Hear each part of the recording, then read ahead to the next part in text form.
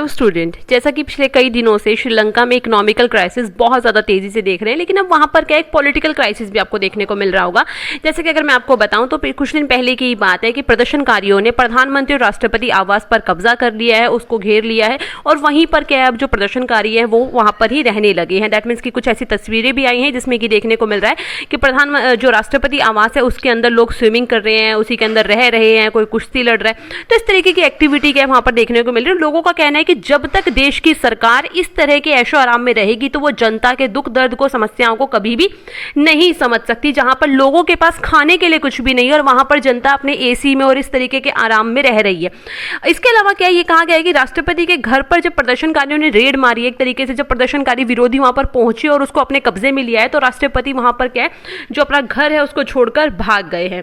ठीक है ना। राष्ट्रपति का नाम आपको पता है गोटबाया राजपक्षी जिनका की नाम है, वो अपना घर छोड़कर वहां से भाग गए हैं और उनके घर पर अब प्रदर्शनकारियों का पूरा कब्जा हो चुका है। तो आज के हम वीडियो में श्रीलंका के बारे में जानेंगे, श्रीलंका के बारे में कुछ एक चीज़ें, और इसके अलावा ये सारे इकोनॉमिकल क्राइसिस के आने के पीछे कारण क्या है ना वो भी हम जानेंगे। इसको लेकर हमने एक शॉर्ट वीडियो भी बनाई थी, उसका भी लिंक मैं डिस्क्रिप्शन में डाल दूंगी, आप वो भी देख सकते हैं।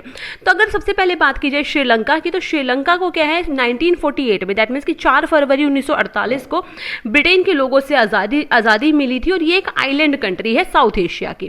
ठीक है ना। इसके अलावा अगर हम बात करें तो इसके क्या है साउथ वेस्ट में बे ऑफ बंगाल है और साउथ ईस्ट में इसका अरेबियन सी है। इसके अलावा अगर बात की जाए कि इंडियन सब कॉन्टिनेंट से Gulf of Mannar and Palk Strait के थ्रू क्या है सेपरेट होता है। अगर मैं मैरीटाइम बॉर्डर्स की बात करूं तो इंडिया और मालदीव्स के साथ ये अपना मैरीटाइम बॉर्डर शेयर करता है। इसकी राजधानी है श्री जयवर्धनेपुरे जो कि इसकी लेजिस्लेटिव कैपिटल है और इसका सबसे बड़ा शहर है कोलंबो। ठीक है। और इसका कोलंबो जो सबसे बड़ा शहर है वो इसकी फाइनेंशियल सेंटर भी कहा जाता है। यहाँ की ऑफिशियल लैंग्वेज सिन्हेला और तमिल है और यहाँ पर एथनिक ग्रुप बहुत सारे हैं। दैट मीन्स की तो एथनिक ग्रुप्स की अगर बात की जाए तो यहाँ पर बहुत सारे एथनिक ग्रुप्स हैं जिनमें से कि सबसे ज़्यादा आबादी है सिन्हेलास की 74% है। इसके अलावा अगर देखा जाए तो वहाँ पर 11.2% श्रीलंकन तमिल है। इसके अलावा वहाँ पर क्या है जो क्या नाम है श्रीलंकन मूड्स भी हैं और इसके अलावा तमिल्स भी हैं, इंडियन तमिल्स हैं 4.2%। इसके अलावा अदर्स जिसमें क्रिश्चियंस वगैरह और भी कई रिलीजन्स के जो लोग हैं वो वहाँ पर आते हैं।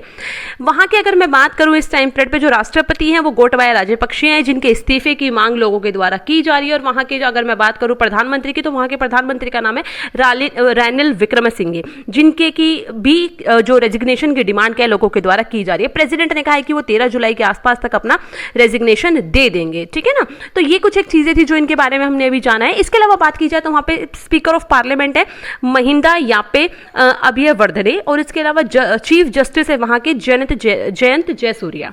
ठीक है। अब बात कर लेते हैं अगर श्रीलंका की, तो श्रीलंका जो ये नाम है जो इसका नाम पड़ा था उससे 1972 में पड़ा था। इससे पहले इसका नाम सिलोन था। ठीक है ना। और 1972 में भी इसका नाम पहले लंका रखा गया था और 1978 में इसके साथ श्री जोड़कर इसका नाम श्रीलंका कर दिया गया था। ठीक है। देखिए जब से श्रीलंका आज़ाद हुआ है दैट मीन्स कि श्रीलंका में 1948 से ही, जब से वो ब्रिटेन से आज़ाद हुआ है तभी से वैसे तो इकोनॉमिकल क्राइसिस देखने को मिलते हैं, वहाँ पर बहुत ज़्यादा है। बट पिछले कुछ समय से, कुछ सालों से, जब से कोविड पेंडेमिक आया उसके बाद से वहाँ पर बहुत ज़्यादा हमें इकोनॉमिकल क्राइसिस देखने को मिले जिसकी वजह से लोगों का गुस्सा, आज विरोध प्रदर्शन, आगजनी, इन सारी एक्टिविटी के तौर पर क्या है लोगों के सामने आ रहा है। अगर पॉपुलेशन की बात की जाए तो वहां पर अगर मैं देखूं तो 13% वहां पे हिंदू लोग हैं। इसके अलावा बौद्ध धर्म को मानने वाले लोग वहां पे 70% है, सबसे ज्यादा है। और मुस्लिम धर्म को मानने वाले 9.7% है और 7.4% लोग क्रिश्चियंस हैं। और इसके अलावा बाकी जो बचते हैं वो अदर्स में आते हैं। अब मैं बात कर लेती हूँ उन अहम कारणों की जिसकी वजह से वहां पर ये जो पूरा इकोनॉमिकल क्राइसिस है वो आया है। देखिए इसके अहम कारण की मैं बात करूं तो सबसे पहले नाम जान लीजिए। सबसे पहला कारण है सिविल वॉर। श्रीलंका में जब वो आजाद हुआ था उसके बाद 1982 से लेकर 2009 तक तो वहां पर सिविल वॉर देखने को मिला था। सिविल वॉर में क्या था कि जो वहां पे जो लिट्टे ग्रुप था वो डिमांड कर रहा था एक अलग सेपरेट एरिया की। दैट मीन्स कि उन वहां पर क्या है जो सिन्हेलास हैं वो जो क्या करते थे, जो तमिल्स हैं उन लोगों के बीच में क्या है बहुत ज़्यादा कॉन्फ्लिक्ट थे और वो उन लोगों के अगेंस्ट उन्होंने ऐसे कुछ लॉस पास किए थे जिसकी वजह से उन दोनों के बीच में बहुत ज़्यादा दूरियां आ गई थी और बहुत ज़्यादा सिविल वॉर और युद्ध वगैरह हुआ था जिसकी वजह से भी वो बहुत ज़्यादा इकोनॉमिकल लॉसेज उनको देखना पड़ा था। इसके अलावा इकोनॉमिक मिसमैनेजमेंट बहुत बड़ा कारण है।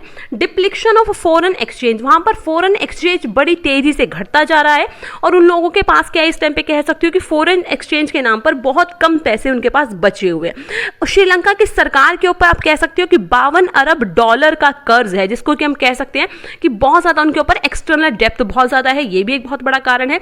इसके अलावा due to pandemic tourism decline, that means कि श्रीलंका एक ऐसा क्या नाम है कंट्री है जहां पर कम से कम कह सकते हैं उसकी जीडीपी में 10% से भी ज़्यादा योगदान आता है किसका, टूरिज्म का, क्योंकि वहां पर हर साल बहुत सारे टूरिस्ट आते थे। बट कोविड की वजह से वहां पर टूरिस्ट नहीं आए बहुत ज़्यादा, और उसी वजह से क्या है वहां के जो टूरिज्म सेक्टर है वो बहुत ज़्यादा इफेक्ट हुआ था। लेकिन कोविड की जो पेंडेमिक की जो फर्स्ट वेव थी उसके बाद भी और सेकेंड वेव जब आई थी उसके बाद भी वहाँ पर टूरिज्म को नहीं खोला गया, जिसकी वजह से लोगों को नुकसान हुआ और उनके पास खाने पीने की समस्याएं हो गई थी।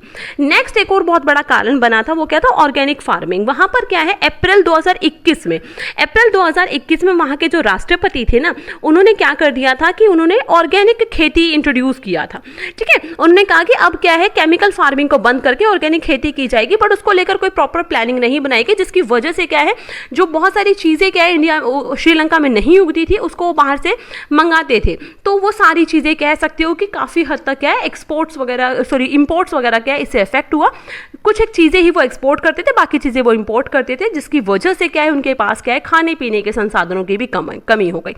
देखिए मैंने आपको बताया कि उनके ऊपर बहुत ज्यादा कर्ज है, तो इस कर्ज में सबसे ज्यादा, तो इसके अलावा अगर मैं बात करूं तो जैसे कि मैंने आपको बताया कि सबसे ज़्यादा जो डेप्थ जो कर्ज उन्होंने लिया हुआ है चाइना से लिया हुआ है। इसके अलावा क्या है उन्होंने अमेरिका से, जापान से, इन सारी कंट्री से भी क्या है उन्होंने बहुत ज़्यादा कर्ज लिया हुआ है। बेसिकली अगर मैं बात करूं तो 3 ऐसे देश है जिनसे उन्होंने तो वो Asian development bank, Japan and China, ये 3 सोर्सेज ऐसे हैं जिनसे उन्होंने सबसे ज़्यादा जो कर्ज है वो लिया हुआ है। किसने, आपका श्रीलंका ने। ठीक है, तो इसी वजह से क्या है वो उसमें भी फंसा हुआ है।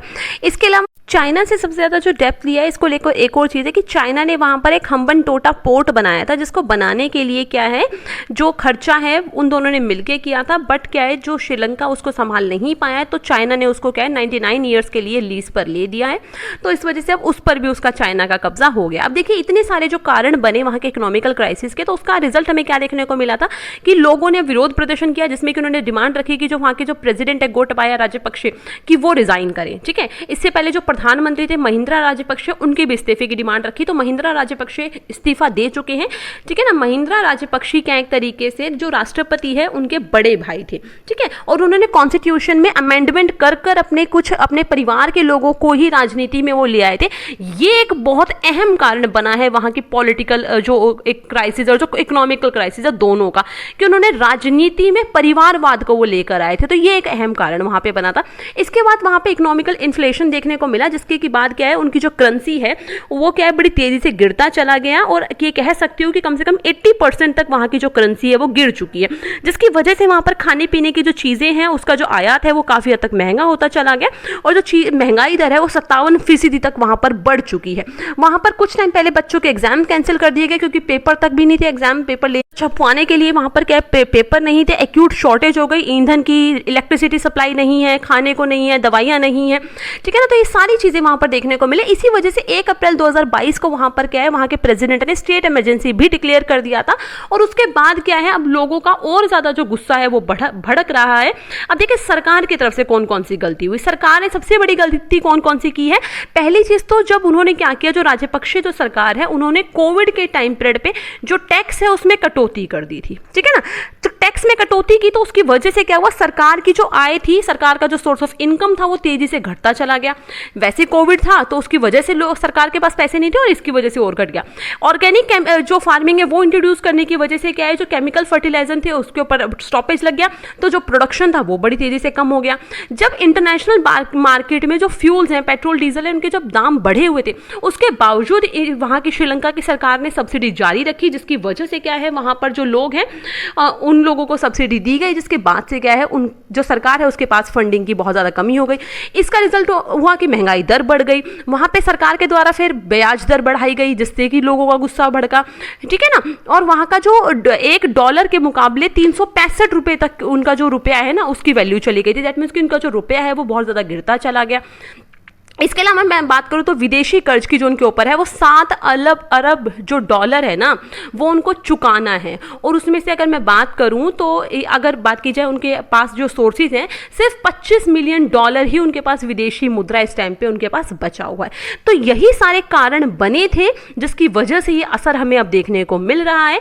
जब लोगों ने उनके राष्ट्रपति के घर पर उन्होंने क्या एक तरीके से कब्जा किया, तो वहां पर ये कहा जा रहा है कि उनको 2 करोड़ के समथिंग लोगों को वहां पे पैसे मिले हैं, जिनमें से कि कुछ एक करोड़ उन्होंने क्या है जो वहां के जो सुरक्षा बल है उनको, पुलिस को क्या है बेसिकली सौंप दिया है। तो अब फाइनली अगर मैं रिजल्ट की बात करूं तो इन सारे जो विरोध प्रदर्शन है इसका रिजल्ट क्या निकलेगा, तो अब सारी विपक्षी पार्टियां क्या है प्रधानमंत्री और राष्ट्रपति के इस्तीफे के बाद क्या है एक मिलीजुली अंतरिम सरकार बनाने को तैयार हो गई है।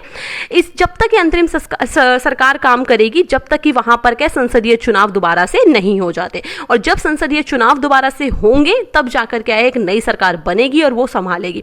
श्रीलंका में सरकार बनाने के लिए कम से कम 113 सांसदों की जरूरत है, एक कोई भी अगर जो सरकार बनती है तो। इंडिया ने भी क्या है श्रीलंका की मदद की है। भारत के जो विदेश मंत्री है जयशंकर, उन्होंने बताया कि श्रीलंका को क्या है इस क्राइसिस से उभरने के लिए जो इंडिया है वो भी टाइम टू टाइम उनकी मदद कर रहा है। और इसके अलावा इंडिया ने क्या है उनको एक राहत पैकेज भी भेजा था, जिसमें 4 अरब डॉलर के समथिंग इंडिया पहले ही उनको कर्ज दे चुका है श्रीलंका को, ठीक है ना।